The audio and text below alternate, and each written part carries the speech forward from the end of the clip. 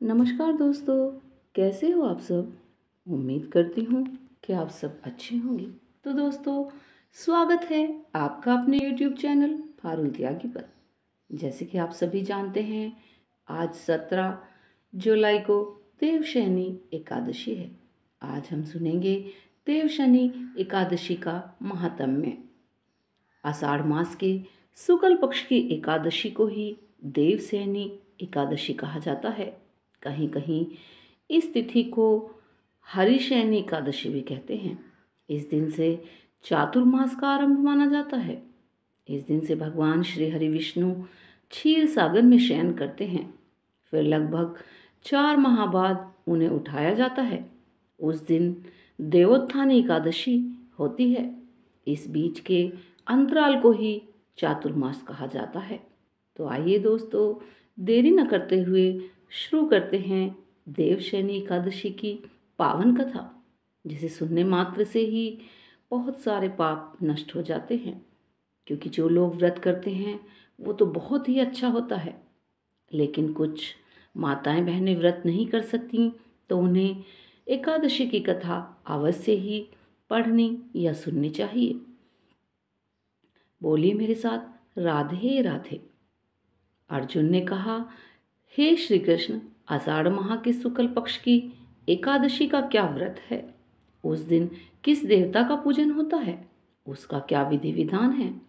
कृपया कर यह सब विस्तार पूर्वक मुझसे कहिए। तब भगवान श्री कृष्ण ने कहा कि हे धनुर्धर, एक बार नारद जी ने ब्रह्मा जी से यही प्रश्न पूछा था। तब ब्रह्मा जी ने कहा कि नारद, तुमने कलयुग में प्राणी मात्र के उद्धार के लिए सबसे श्रेष्ठ प्रश्न पूछा है, क्योंकि एकादशी का व्रत सब व्रतों में उत्तम होता है। इसके व्रत से सभी पाप नष्ट हो जाते हैं। इस एकादशी का नाम देवशयनी एकादशी है। यह व्रत करने से भगवान विष्णु प्रसन्न होते हैं। इस संबंध में मैं तुम्हें एक पौराणिक कथा सुनाता हूँ। ध्यानपूर्वक सुनना। माधानता नाम का एक सूर्यवंशी राजा था। वह सत्यवादी, महान तपस्वी और चक्रवर्ती था। वह अपनी प्रजा का पालन अपनी संतान की तरह करता था। उसकी सारी प्रजा धन धान्य से परिपूर्ण थी और सुखपूर्वक जीवन यापन कर रही थी। उसके राज्य में कभी अकाल नहीं पड़ता था, कभी किसी प्रकार की प्राकृतिक आपदा नहीं आती थी। परंतु ना जाने उससे देव क्यों रुष्ट हो गए। ना मालूम राजा से क्या भूल हो गई कि एक बार उसके राज्य में बहुत बड़ा अकाल पड़ गया और प्रजा अन्न की कमी के कारण अत्यंत दुखी रहने लगी। राज्य में यज्ञ होने बंद हो गए। अकाल से पीड़ित प्रजा एक दिन दुखी होकर अपने राजा के पास जाकर प्रार्थना करने लगी, हे राजन, समस्त संसार की सृष्टि का मुख्य आधार वर्षा है। इसी वर्षा के अभाव से राज्य में अकाल पड़ गया है और अकाल से प्रजा मर रही है। हे भूपति, आप कोई ऐसा जतन कीजिए जिससे हम लोगों का कष्ट दूर हो सके। यदि जल्द ही अकाल से मुक्ति ना मिली तो विवश होकर प्रजा को किसी दूसरे राज्य में शरण लेनी पड़े। प्रजाजनों की बात सुनकर राजा ने कहा, आप लोग सत्य कह रहे हैं। वर्षा न होने से आप लोग बहुत दुखी हैं। राजा के पापों के कारण ही प्रजा को कष्ट भोगना पड़ता है। मैं बहुत सोच विचार कर रहा हूँ, फिर भी मुझे अपना कोई दोष दिखलाई नहीं दे रहा है। आप लोगों के कष्ट को दूर करने के लिए मैं बहुत से उपाय कर रहा हूँ, परंतु आप चिंतित ना हो, मैं इसका कोई ना कोई उपाय अवश्य ही करूँगा। राजा के वचनों को सुन प्रजाजन चले गए। राजा माधानता भगवान की पूजा कर कुछ विशिष्ट व्यक्तियों को साथ लेकर वन को चल दिया। वहाँ वह ऋषि मुनियों के आश्रमों में घूमते घूमते अंत में ब्रह्मा जी के मानस पुत्र आंगिरा ऋषि के आश्रम में जा पहुंचा। रथ से उतरकर राजा आश्रम में चला गया। वहाँ ऋषि अभी नित्य क्रम से निवृत्त हुए थे कि राजा ने उनके सम्मुख पहुंचकर उन्हें प्रणाम किया। ऋषि ने राजा को आशीर्वाद दिया और फिर पूछा कि हे राजन, आप इस स्थान पर किस प्रयोजन से पधारे हैं? विस्तार से कहिए। तब राजा ने कहा कि हे महर्षि, मेरे राज्य में 3 वर्ष से वर्षा नहीं हो रही है। इससे अकाल पड़ गया है और प्रजा कष्ट भोग रही है। राजा के पापों के प्रभाव से ही प्रजा को कष्ट मिलता है, ऐसा तो शास्त्रों में लिखा है। परंतु मैं तो धर्मानुसार राज्य करता हूँ, फिर यह अकाल कैसे पड़ गया, इसका मुझे अभी तक पता नहीं लग सका। अब मैं आपकी शरण में इसी संदेह की निवृत्ति के लिए आया हूँ। अब आप कृपया कर मेरी इस समस्या का निवारण कीजिए। मेरी प्रजा के कष्टों को दूर करने के लिए कोई उपाय बतलाइए। सब वृतांत सुनने के बाद ऋषि ने कहा कि हे नृपति, इस सतयुग में धर्म के चारों चरण सम्मिलित हैं। यह सभी युगों में उत्तम है। इस युग में केवल ब्राह्मणों को ही तप करने तथा वेद पढ़ने का अधिकार है, किंतु आपके राज्य में एक शूद्र तप कर रहा है। इसी दोष के कारण आपके राज्य में वर्षा नहीं हो रही है। यदि आप प्रजा का कल्याण चाहते हैं तो शीघ्र ही उस शूद्र का वध करवा दें। जब तक आप यह कार्य नहीं कर लेते, तब तक आपका राज्य अकाल की पीड़ा से कभी मुक्त नहीं हो सकेगा। ऋषि के ऐसे वचन सुनकर राजा ने कहा कि हे मुनिश्रेष्ठ, मैं उस निरपराध तप करने वाले शूद्र को नहीं मार सकता। किसी निर्दोष मनुष्य की हत्या करना मेरे नियमों के विरुद्ध है और मेरी आत्मा इसे किसी भी स्थिति में स्वीकार नहीं करेगी। आप इस दोष से मुक्ति का कोई दूसरा उपाय बतलाइए। राजा को विचलित जान ऋषि ने कहा कि हे राजन, यदि आप ऐसा ही चाहते हो तो आषाढ़ मास के शुक्ल पक्ष की देवशयनी नाम की एकादशी का विधि पूर्वक व्रत करो। इस व्रत के प्रभाव से तुम्हारे राज्य में वर्षा होगी और प्रजा भी पहले की भांति सुखी हो जाएगी, क्योंकि इस एकादशी का व्रत सिद्धियों को देने वाला है और कष्टों से मुक्त करने वाला है। ऋषि के इन वचनों को सुनकर राजा अपने नगर वापस आ गया और विधि विधान से देवशयनी एकादशी का राजा ने व्रत किया। इस व्रत के प्रभाव से राज्य में अच्छी वर्षा हुई और प्रजा को अकाल से मुक्ति मिली। इस एकादशी को हरिशयनी एकादशी भी कहते हैं। इस व्रत के करने से भगवान विष्णु प्रसन्न होते हैं। अतः मोक्ष की इच्छा रखने वाले मनुष्य को इस एकादशी का व्रत करना चाहिए। चातुर्मास्य व्रत भी इसी एकादशी के व्रत से आरंभ किया जाता है। ब्रह्मवैवर्त पुराण में देवशयनी एकादशी के विशेष महात्म्य का वर्णन किया गया है। इस व्रत में प्राणी की समस्त मनोकामनाएं पूर्ण होती हैं और सारे पाप नष्ट हो जाते हैं। अपने कष्टों से मुक्ति पाने के लिए किसी दूसरे का बुरा नहीं करना चाहिए। अपनी शक्ति से भगवान पर पूरी श्रद्धा और आस्था रखकर संतों के कथानुसार सत्कर्म करने से बड़े बड़े कष्टों से सहज ही मुक्ति मिल जाती है। देवशयनी एकादशी बुधवार 17 जुलाई 2024 को है। एकादशी तिथि 16 जुलाई 2024 को 8:33 से शुरू हो रही है और एकादशी तिथि 17 जुलाई 2024 को 9:02 रात में समाप्त हो रही है। इसीलिए एकादशी का व्रत 17 जुलाई को किया जाएगा और 18 जुलाई को पारण किया जाएगा और पारण का शुभ समय 5:35 से 8:20 तक सुबह में है। तो दोस्तों, इसके साथ एक कथा अवश्य ही सुननी चाहिए। तो आइए देरी न करते हुए उस कथा को शुरू करते हैं। बोलिए श्री विष्णु भगवान की जय हो। एक बार एक फकीर एक वृक्ष के नीचे ध्यान कर रहे थे। वो रोज एक लकड़हारे को लकड़ी काट कर ले जाते देखते थे। एक दिन उन्होंने लकड़हारे से कहा कि सुन भाई, दिन भर लकड़ी काटता है, 2 वक्त की रोटी भी नहीं जुट पाती। तू जरा आगे क्यों नहीं जाकर देखता? वहां आगे चंदन का जंगल है। एक दिन काट लेगा तो 7 दिन खाने के लिए काफी हो जाएगा। अब गरीब लकड़हारे को विश्वास नहीं हुआ, क्योंकि वह सोचता था कि जंगल को जितना वह जानता है और कोई नहीं जानता।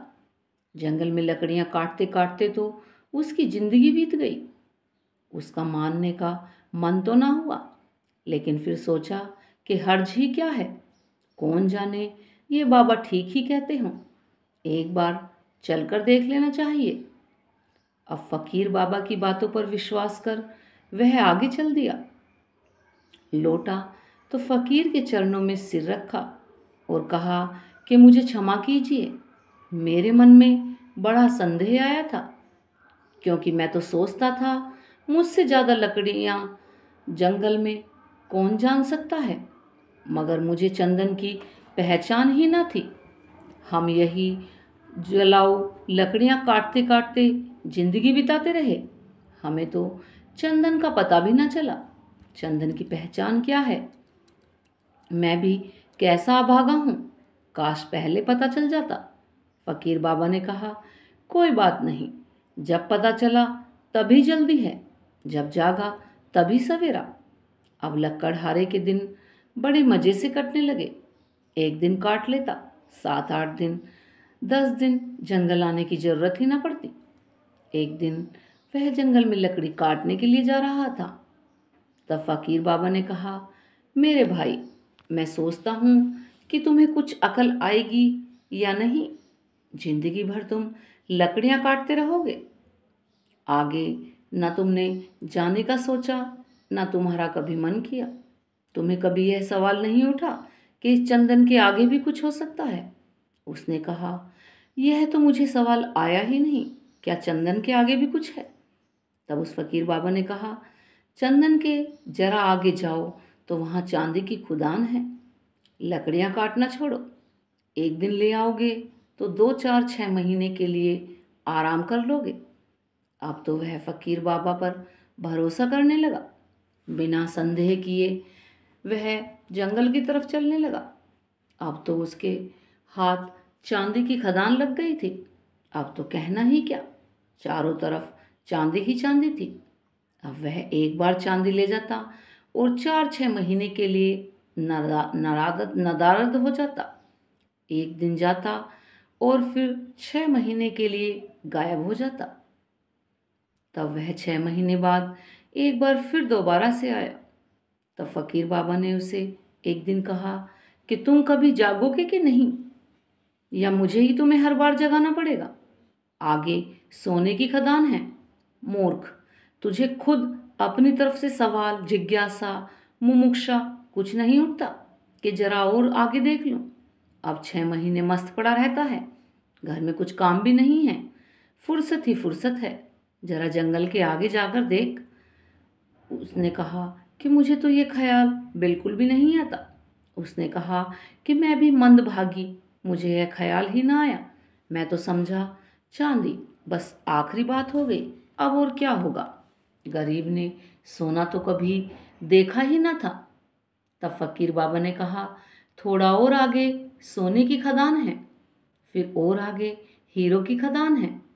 और एक दिन फकीर बाबा ने कहा कि ना समझ, अब तो हीरो पर ही रुक गया। अब तो उस लक्कड़हारे को भी बड़ी अकड़ आ गई थी। वह बड़ा धनी हो गया था, महल भी खड़े कर लिए थे। उसने कहा, अब छोड़ो, अब मुझे परेशान मत करो, अब मेरे पास सब कुछ है। तब उस फकीर बाबा ने कहा, क्या तुम खुश रहते हो? थोड़ी देर वह मनुष्य चुपचाप खड़ा रहा और फिर फूट फूट कर रोने लगा। तब फकीर बाबा ने कहा कि तुम्हें पता है कि यह आदमी मस्त यहाँ क्यों बैठा है? जिसे पता है कि हीरो की खदान का इसको जरूर कुछ और आगे मिल गया होगा, हीरो से भी आगे। इसके पास कुछ और होगा। तुझे कभी यह सवाल भी मन में उठा? तब वह आदमी रोने लगा और फकीर बाबा के चरणों में सिर पटकने लगा और कहा कि मेरे पास सब कुछ है, पर मन की शांति नहीं है। परिवार का सुख और खुशी नाम की चीज़ मेरे जीवन से कोसों दूर जा चुकी है। तब फकीर बाबा ने कहा, अब तेरे पास धन है, अब धन की कोई ज़रूरत नहीं है। अब जरा अपने भीतर की खदान को खोद, जो सबसे आगे है।